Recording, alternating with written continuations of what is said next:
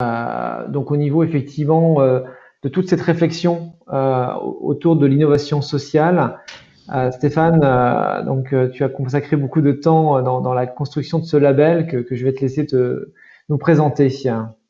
Merci à toi, Dominique. Alors effectivement, déjà, je te remercie déjà de me laisser la possibilité de rendre visible ce label cet après-midi, et puis d'autant plus que tu as fait partie des experts qui sont venus alimenter justement le référentiel qui a constitué ce label. Alors, sans tout de suite vouloir rentrer dans les détails, l'idée c'est de vous expliquer un petit peu la genèse de ce projet, parce que ce label étant innovant, il a malgré tout un début d'histoire bien avant le Covid, parce qu'on a initié l'action en septembre 2018 avec l'idée, de par notre ADN, étant nous un groupe qui, depuis plus de 20 ans, certifie les compétences des personnes qui travaillent à domicile et qui n'ont pas de formation diplômante. Donc je pense notamment aux personnes comme des auxiliaires de vie, femmes de ménage, gardes d'enfants.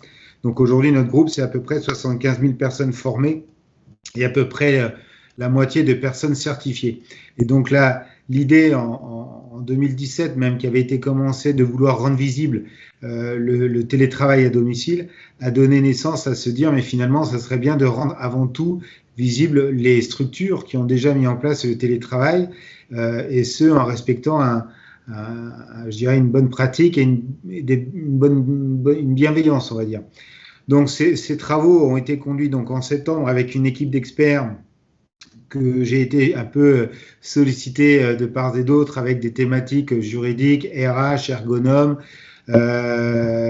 digital, et effectivement expérience tiers-lieu, qui a conduit effectivement au bout de 2 ans de travaux à la naissance d'un référentiel de labellisation qui comporte à peu près 90 pages, dont 50 pages techniques, avec comment dirais-je, un sommaire de 9 thématiques d'engagement, avec pour objectif principal, c'est que l'entreprise qui aura su déployer le télétravail au regard du label devra respecter l'équilibre entre la performance attendue de l'entreprise et la qualité de vie des télétravailleurs. Ça, c'est le préambule de départ, avec effectivement un certain nombre d'engagements sur des thématiques stratégiques, déploiement des communications du télétravail, sur l'aspect juridique, bien évidemment, en sachant que le juridique, on laisse ça aux mains des avocats, ils auront toute la casquette et la légitimité pour le faire. La condition d'accès au passage du télétravail, le management et son organisation, l'accompagnement au changement, l'environnement et le SI avec l'amélioration continue. Voilà les 9 engagements. Je ne vais pas rentrer dans le détail cet après-midi, ce n'est pas l'objet.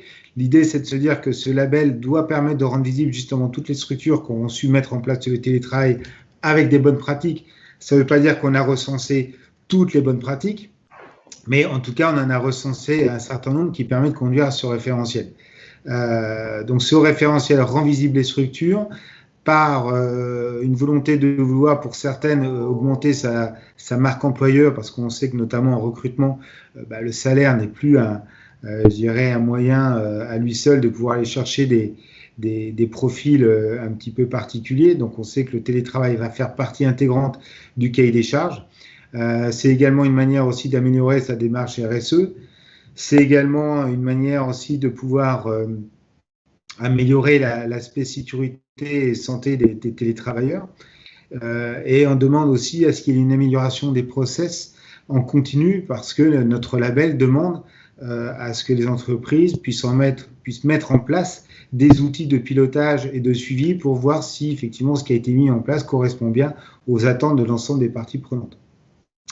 Alors, pour que ce label puisse vivre, je rappelle donc son nom, c'est WeWo Working Workout. Ce label a aussi vocation de pouvoir être sur plusieurs grades selon l'antériorité et la maturité de l'entreprise.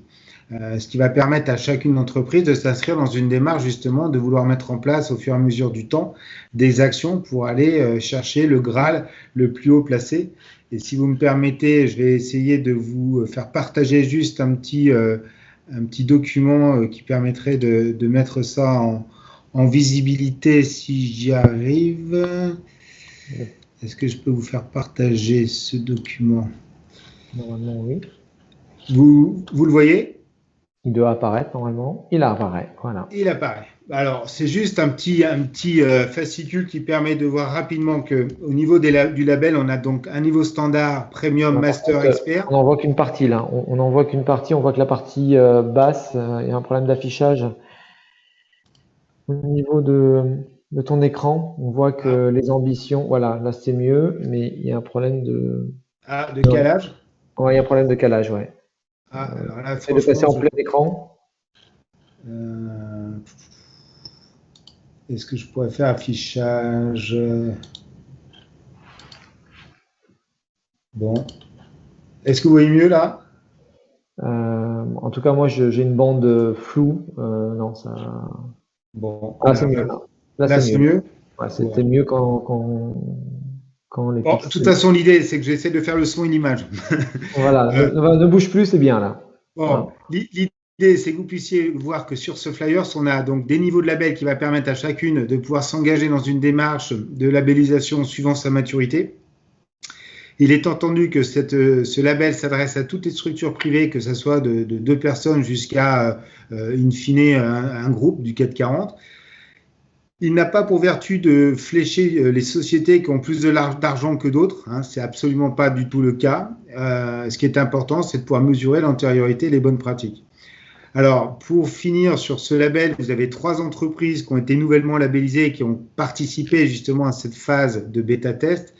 Vous avez Orange, HP et Dynergy. Donc HP et Dynergy, je ne vais pas les présenter, vous les connaissez autant que moi. Dynergy étant une petite entreprise de proximité lyonnaise dans le conseil en financement de l'innovation. Donc je dirais qu'aujourd'hui, ce label vient de naître sur ce début d'année.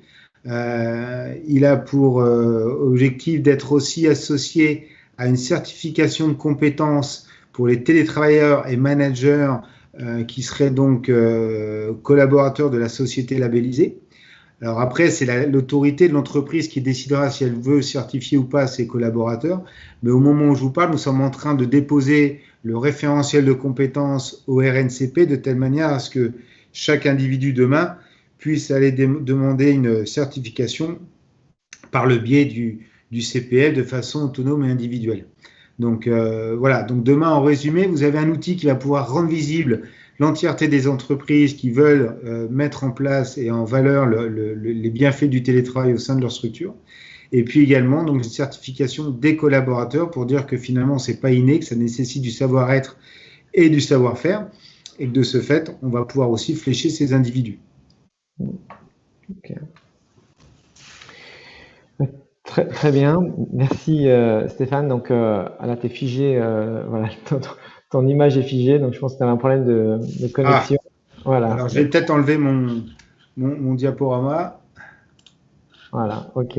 Donc c'est bon, on te voyait figé. D'accord. En tout cas, bon, on a bien compris l'intérêt de ce label, notamment pour renforcer la marque employeur. Il est clair que aujourd'hui, beaucoup d'entreprises ont été amenées à faire du télétravail, à pratiquer le télétravail, à mettre en place l'organisation basée sur le télétravail, mais de façon un peu contrainte et sans y avoir forcément bien, enfin, sans y avoir mené, sans avoir mené des réflexions préalables et surtout la démarche construite, comme tu l'as évoqué.